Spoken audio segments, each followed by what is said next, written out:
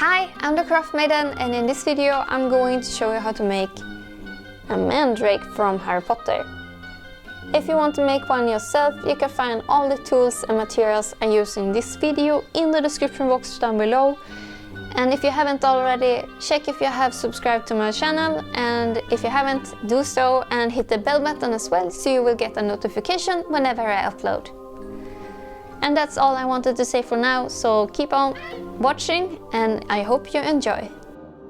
For this you need some sort of pottery. I'm using this small terracotta one as I like the size and looks of it.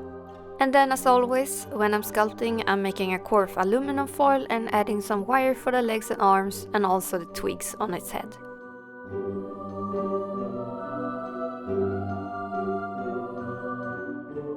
And to avoid the wires from moving, I'm just covering it in a thin layer of more foil. And then I covered it in Super Sculpey and started following the reference photos I had at hand.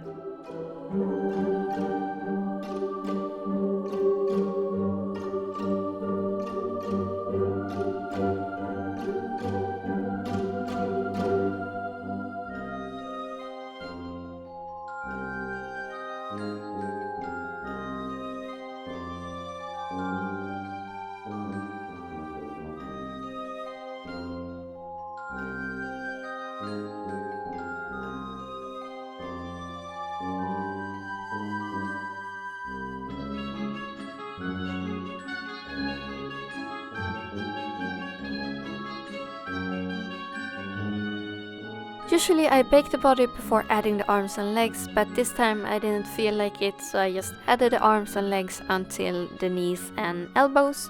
Why, you will see in a bit. But before that I made sure it still fit inside the pot, sharpened the lines with a silicone tool and added some texture with a roughed sponge before baking it.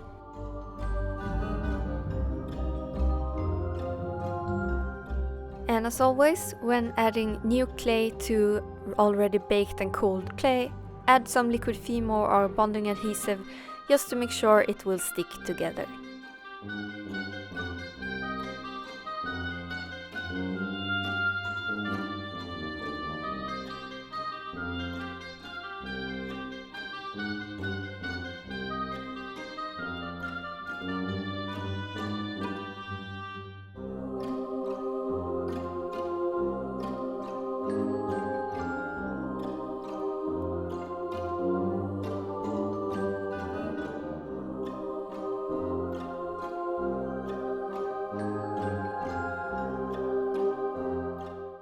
Before baking the Mandrake, I made sure the twigs were leaning towards each other so that when I'm adding the nuts or whatever they are on top of it, they will become one piece and therefore making the whole top part a bit stronger.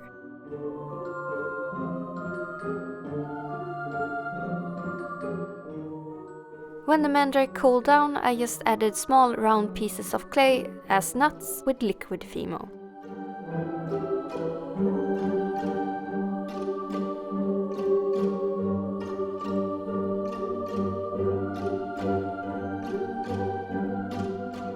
The leaf seems to come out of the gap between the nuts, so therefore I bend the wire to the side before adding the last one. And when all the nuts were in place, I added a bit more liquid Fimo in between them just to make them stick together. Then I added all the rest of the wires I need for later on and added some textures before baking it. For the roots I'm using hemp cord that I'm going to unravel. When the unraveling was done, I retwisted the fibers in a way that they looked more like roots.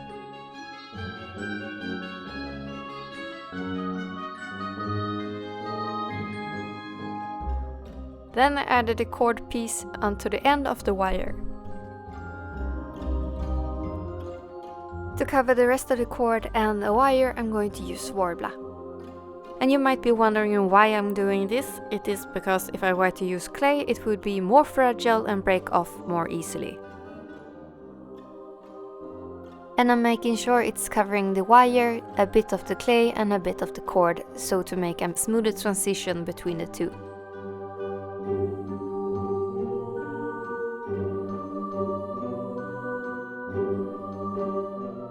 And to make the overlap seamless, I'm using a sculpting tool to smooth it out.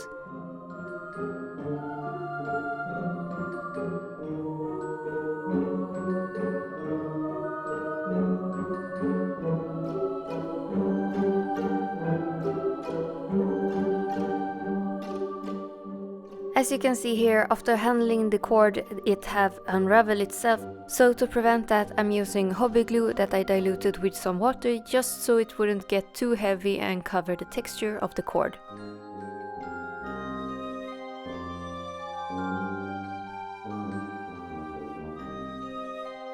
To avoid any gap in between the Worbla and the cord, I just added a bit of hobby glue.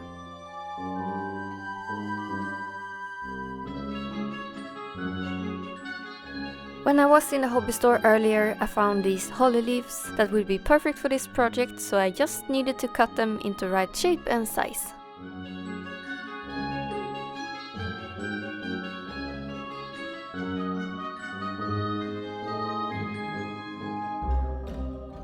As the smaller leaves had a better texture, I just added some onto the bigger ones as well.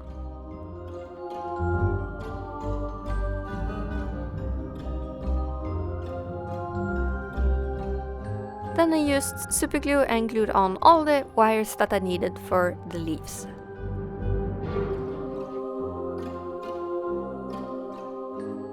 And here you can see me get a bit too excited in the making. The leaf should be glued on after the painting, as it will be too difficult otherwise to reach everywhere. And as always, I'm using a black acrylic as the base coat.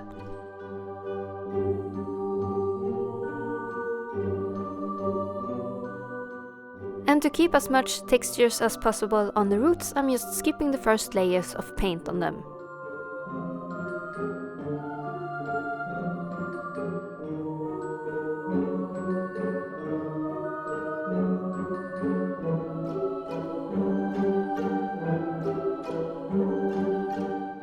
For each layer of paint, I'm adding a bit lighter brown and with a red and green hint, and placing them like shading as they are on the reference photos.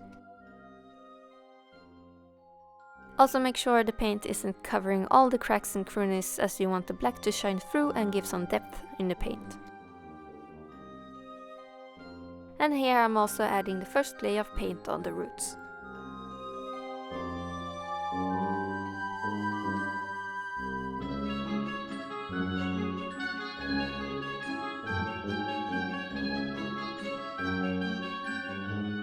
And to mute the colors a bit, I'm using a wash of watered down brown acrylic, and I'm also dry brushing on some highlights with a white, brown, beige kind of color on top of that.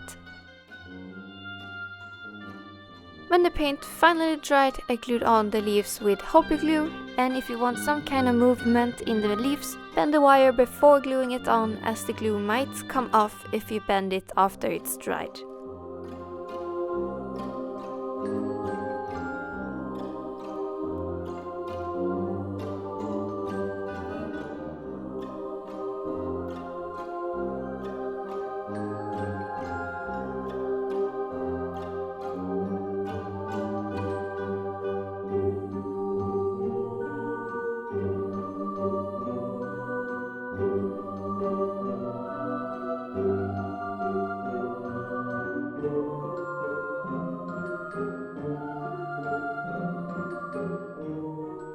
And with a watered down, really light greenish yellow, I painted on some veins on the leaves to get some depth on them too. And at last I painted the wire green under the leaves and brown at the base.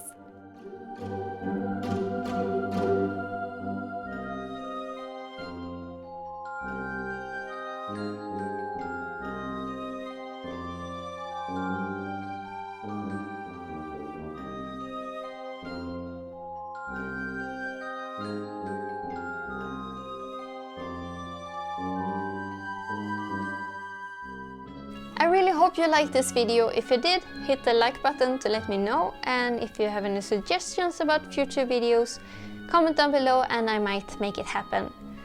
If you want to know more what I do on my spare time or want any sneak peeks on future projects, you can follow me on Instagram. You can find the link in the description box down below. And that's pretty much all for me this time. Thank you very much for watching. I do hope to see you next time. See you later. Bye!